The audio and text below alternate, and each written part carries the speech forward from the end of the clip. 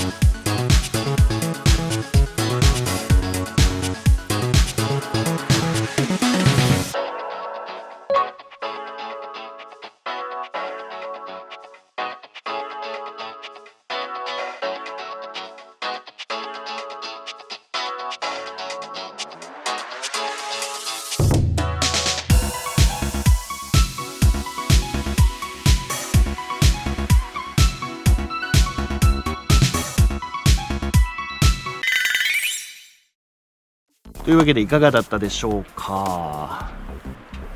ちょっと懐かしい感じ、買って1年ぐらいはちょっとこの形で乗ってたんですけども、ちょっと仕様変更ということで、今年の冬はですね、買った時の状態にちょっと戻しつつ、この状態でいこうかなと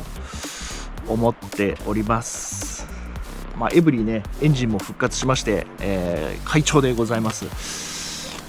引き続き何かちょっとカスタムする部分があったりだとか、あと整備の部分があったりだとかすると動画にまとめていきたいと思いますんで、ぜひよろしければチャンネル登録、コメント、高評価の方よろしくお願いいたします。それではまた次回の動画でお会いしましょう。さようなら。